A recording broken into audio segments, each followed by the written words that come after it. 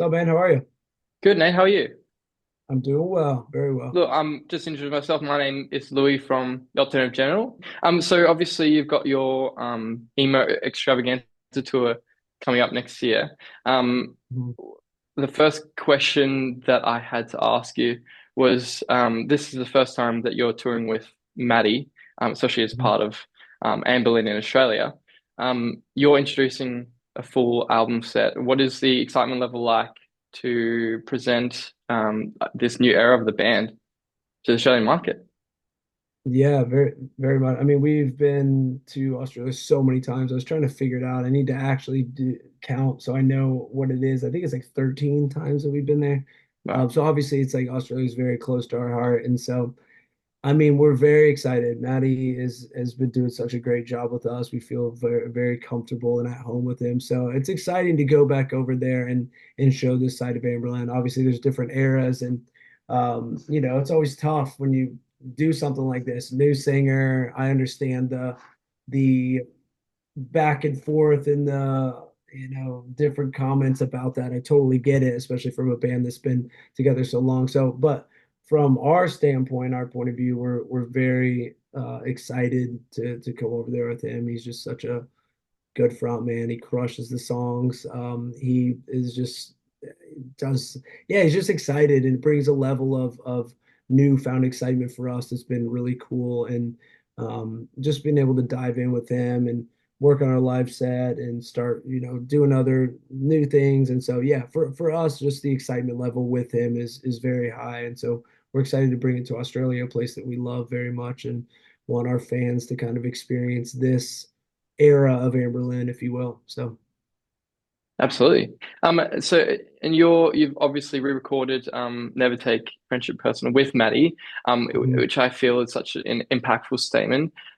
Was the defining reason maybe a product of Maddie's introduction to the band, or was it just a necessary evolution? Yeah, we kind of just talked about it at first. It was kind of this idea of like, oh, we should do a couple songs just before the US tour, just to kind of like show people what it's gonna be like and sound like. And then we just kept talking. We're like, yo, we should just do the whole album if we can, and release it, ideally very close to that tour, just so we could kind of show people what it sounds like with his voice, obviously. And it's, more updated recording. It's obviously 20 years ago that we recorded it. A lot has changed in 20 years when it comes to recording and how things sound. So we just thought it'd be cool to hear him in a modern way.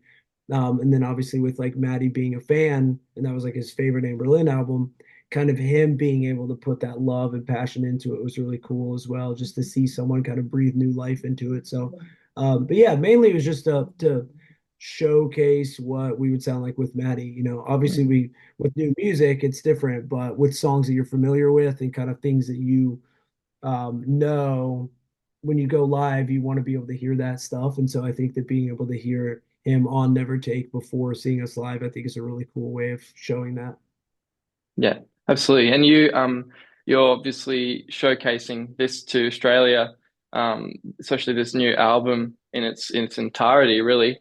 Um, Mhm. during the tour, you're going to be playing with heaps of other bands from your era, such as Cartel and Hot Chelle Rae, for example. Um, Mhm. what is it like touring with those guys? Are they and playing? Also they're also playing their classics. Does it Yeah. feel kind of like a bit of a high school reunion, or is it just kind of, catching up with mates? Yeah, it's cool. I mean, we were able to tour with Cartel a bit last summer. Was that last? Yeah, 2024. Jeez, time years go so quick. Yeah, so it was fun. We got to be on tour with them for a bit, and that was really fun. And it was the same kind of thing. We hadn't toured a ton together in the past, like back in the day, but we done enough shows in passing to where, yeah, it's just fun. We all kind of look around like this is crazy. We still get to do this. So everyone's just very thankful and grateful that. I mean, again, being on the other side of the world, playing shows for people that care about us is a very wild feeling. So, yeah, it's such a fun hang across the board. Just all the reminiscing of previous tours and shows and albums and all sorts of that stuff is always very prevalent in the back area when we're hanging for sure. So, but yeah, it's going to be super fun for sure. Yeah. Are there any are there any big differences you've noticed over the years? Obviously you've been a band for better part of last 2 decades. So Yeah. is there anything that you feel has really evolved over the scene that you've really enjoyed? Yeah, I mean, yeah, so much has changed just from the way you release music to where, how you put music out there. I think the connection to fans has been the coolest part for sure. Just with Mm, there's obviously a lot of negative with social media and that kind of thing, but I feel like that's been a cool aspect I mean, I remember when Instagram came out and us getting it and just that excitement of like, oh, it's like we're not on some message board or we're not like on some, I don't know, hard to get to thing. So that instant kind of like connection between the band and fans, I think was really special and really cool. Obviously, it's a little bit wild now. Social media is the wild west of just mm, everyone's thoughts and opinions at all time. But I feel like that was a cool thing to kind of go from not having that to easing into it and kind of now having that be such a big part of it. But there's creative stuff you could do with that, interacting with fans and um, you know, there's just so much stuff you can unlock with just cool personal things that I feel like is a mm. is a really unique thing for bands these days to have that kind of connection with fans for sure. Yeah, absolutely. You and in saying that your connection with fan, especially with Australia and Berlin, you've had a special relationship with us. One of your songs is dedicated to Adelaide. Yeah. What is the collective feeling of loyalty? I don't know if loyalty is the right word, but what is the connection there? I mean, the connection's very strong. We came over there so long ago when no one really in the States cared about us at that point. I mean, we've done some, support tours and shows here and there, but going over there and playing these packed clubs with people singing and being so stoked we were there was just it was kind of the first taste for us to play shows in front of people that really want to see us, just Mm, the energy level and the excitement and just it was something I'll never forget. So yeah, I mean we have a very very deep connection with Australia. I mean we love every city and Adelaide specifically was one that obviously we wrote about, but we it was just a kind of a no-brainer for us when we were making that album. I remember when Steven kind of brought it up about having a song specifically that was like for Australia. Obviously Adelaide is not all of Australia, but it was like cool to mm. kind of do that because that was such an important part of our career and it still is. Obviously, we're coming back after all these years. So yeah, we very much love Australia and all that y'all have done for us for sure. Absolutely. Do you feel that Australia, this is probably a question you get a lot, but Australian fans, do we bring a certain pizzazz? Is there something that you feel that maybe Yeah, Australians do better? 100%.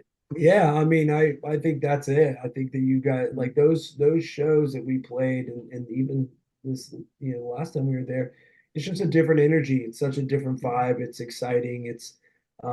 Yeah, I think there's an energy that's hard to match in Australia when people are excited to see you there. And I feel like that's just always been the case. Every time we go back, we kind of wonder if it's going to be that way. We're like, oh, last time was so sick, and the crowd was so big. And it's like we'll see if it like chills. And so, kind of every time we're in Australia, it feels very surreal still, and the energy level is very, very high Mm, for sure.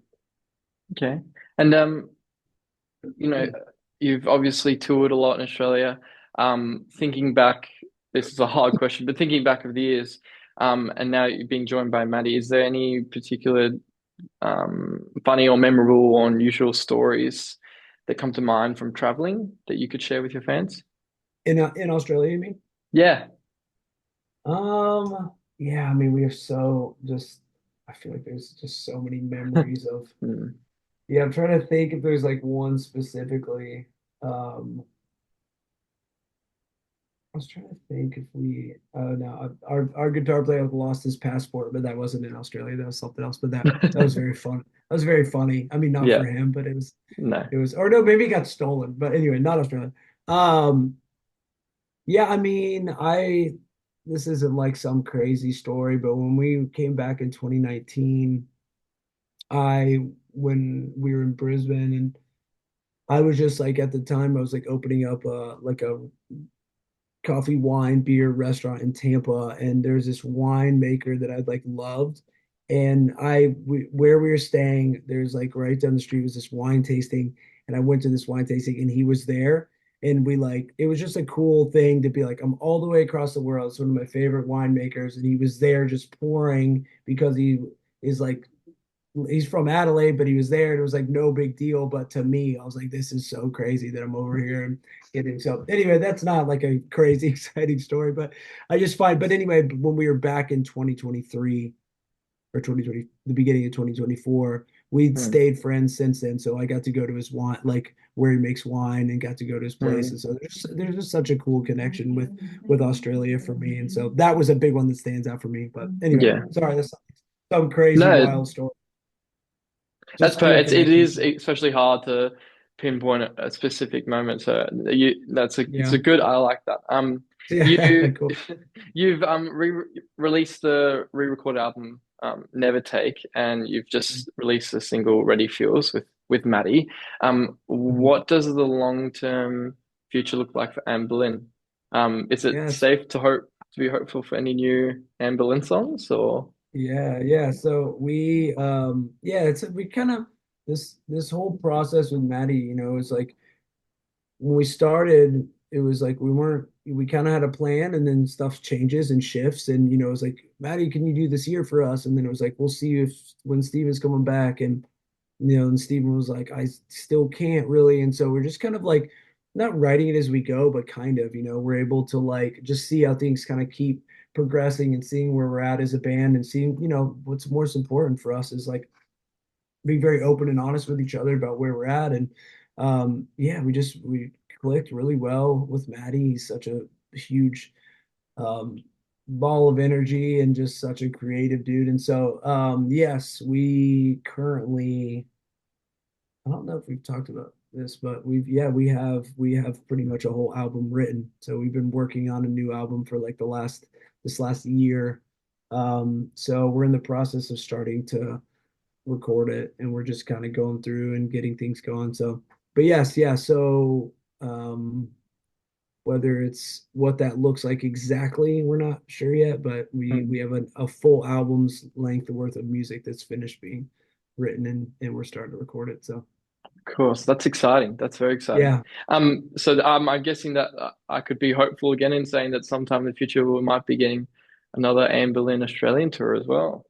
Could I say that? Yeah, I mean, yeah, Possibly. 100%. Yeah, yeah, Mm, definitely. I mean, I remember when our last tour in 2014. I thought that was it. I was like, I'll never come mm. back. And since then, I've been twice. So it's like a cool thing to be like, yeah, now I'm about to go for a third time since then. So yeah, I think we will definitely always have Australia on our map when it comes to, yeah, anytime that we have a reason to go back over there, we definitely will do that. So a new album, touring on a new album would definitely be a reason to come back for sure. Okay. And as part of this emo extravaganza tour, is there any um band that you're particularly looking forward to seeing or reconnecting with? Yeah, I mean, like I said before, like Cartel dudes are I love Cartel. I love Yeah. Chroma. It's such a good album, and so I'm always excited to see them, and they do such a good job live, so that'll be fun for sure. Okay. Cool. Well, that's actually all the questions I had for you, um, Cool, Nathan. I sweet. appreciate it Thank you so so much. much. Yeah, thank you here for the chat, and honestly, good luck next year. I'm actually really looking forward to seeing it. Awesome. Yeah, Thank all you. the best.